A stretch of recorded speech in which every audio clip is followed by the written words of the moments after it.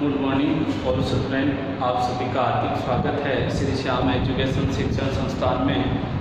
तो अध्ययन करेंगे political science BA part third, जिसका अध्ययन करेंगे बीए पार्ट थर्ड के बारे में जानेंगे। चल रही थी चीन की विदेश, चीन की पॉइंट जो अपना था चीन की विदेश नीति। कौन सा पॉइंट चल रहा था? चीन की विदेश नीति चल रही थी।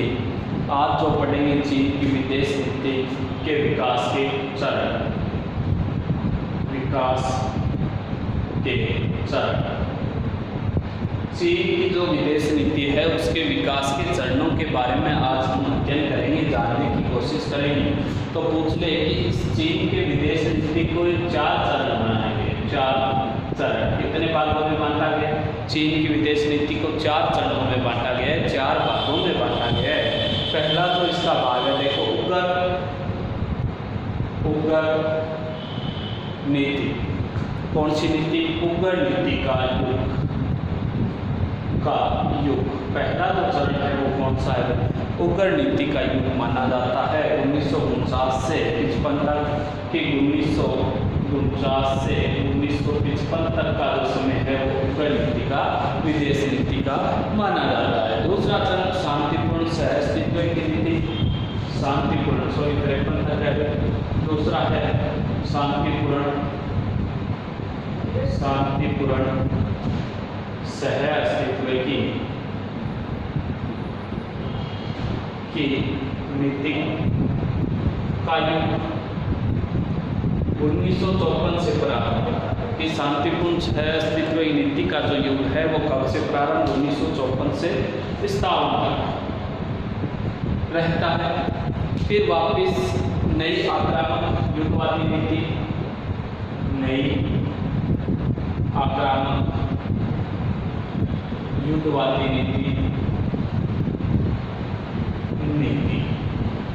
नई आक्रामक युद्धवादी नीति है वो 1957 से, पूछ ले आपसे 1969 से 1969 युद्ध की नई नीति लेके आया। 4 नंबर इसकी लास्ट है वो है युआन कूटनीति। युआन कूटनीति 1969 से लगातार जारी है।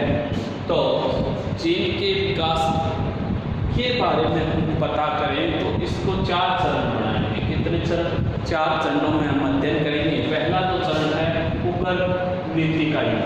उग्र नीति का युग माना जाता है 1949 से 1953 के मध्य, इसमें काफ़ी ज़्यादा गहराई है। दूसरा शांतिपूर्ण सहअस्तित्व की नीति 1954 से 1957।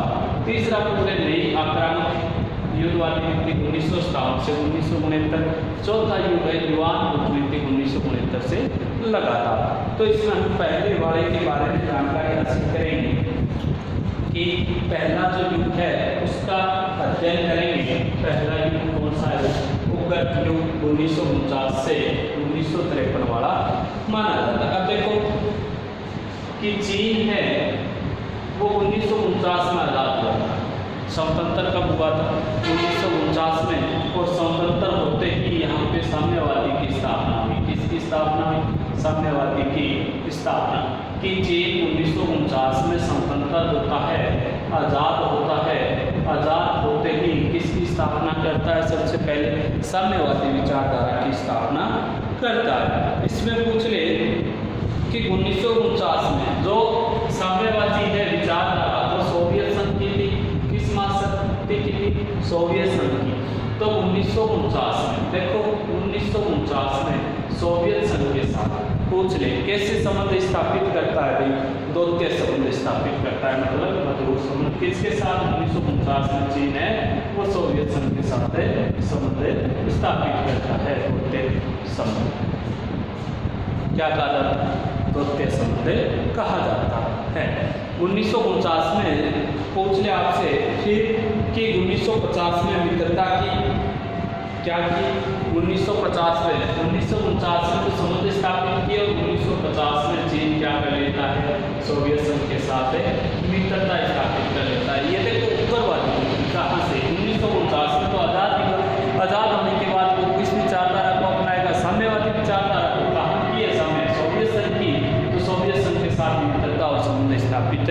करेगा। कौन करेगा?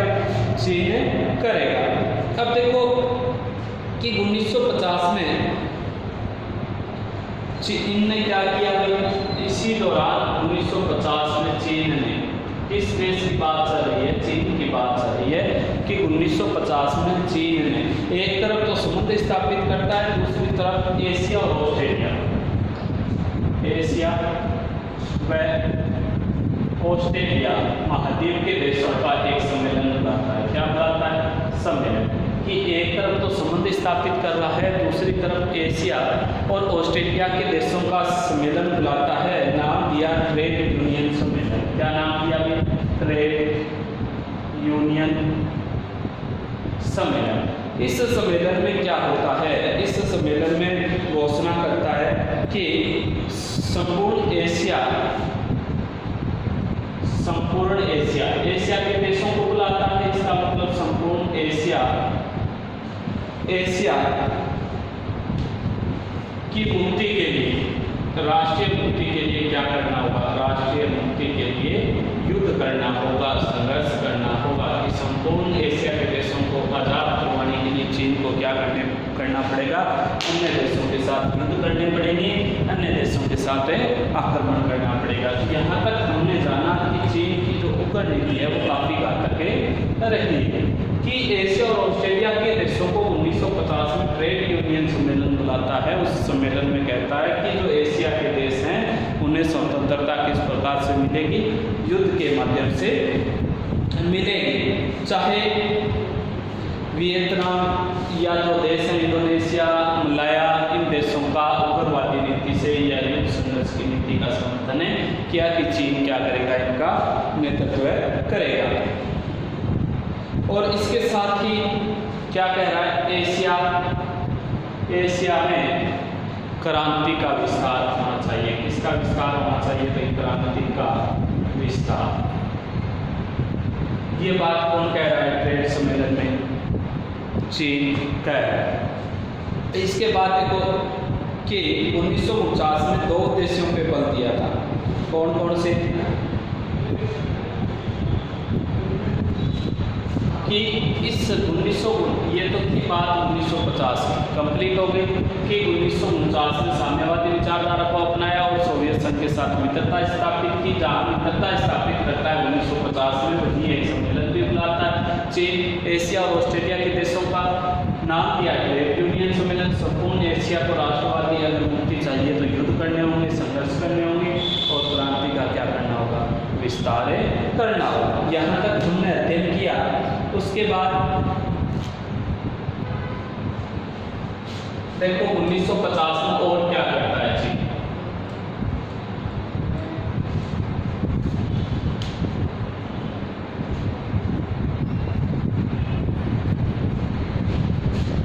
कि 1950 में तिब्बत पर सेना भेजना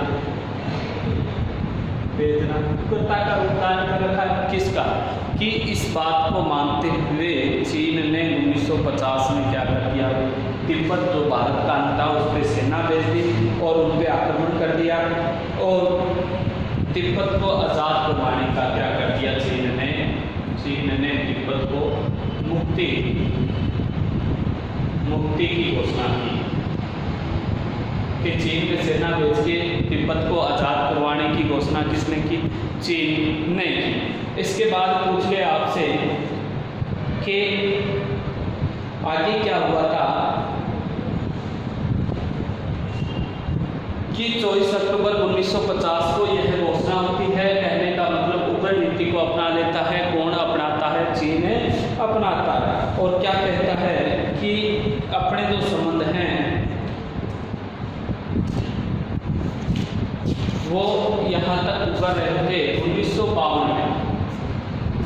1952 में चीन को यही महसूस होने लग जाता है कि हम जो उग्रवादी जो नीति अपना रखी है उसमें कुछ मधुर संबंध लाए जाए, मधुर संबंध स्थापित किए जाए। कि चीन की जो उग्रवादी नीति है उसको छोड़ने के लिए अब चीन तैयार हो गया। स्टालिन के कहने पे, किसके कहने पे? स्टालिन नाम का व्यक्ति था। पूछ ले कि उस यह घोषणा करती कि शांतिपूर्ण सहअस्तित्व संभव है। क्या कहता है भाई, स्टालिन नाम का व्यक्ति क्या कहता है कि सोवियत संघ और अमेरिका के मध्य, सोवियत संघ व अमेरिका के मध्य शांतिपूर्ण सहअस्तित्व संभव है।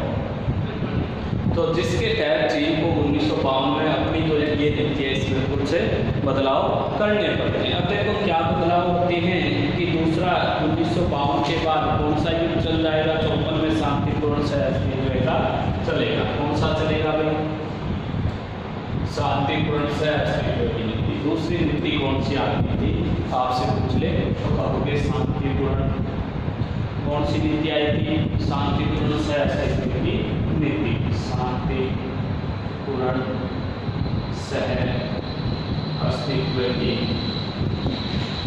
नीति। कौन सी नीति आ गई थी, शांतिपूर्ण सहअस्तित्व की नीति आ गई थी 1954 से 1951 तक शांतिपूर्ण। अब क्या चाहता है भाई, चीन सभी देशों के साथ मधुर संबंध स्थापित करना चाहता है। इसमें मुख्य बात क्या है कि चीन सभी देशों के साथ मधुर संबंधों को स्थापित करना चाहता था। जैसे इसी नीति के अंदर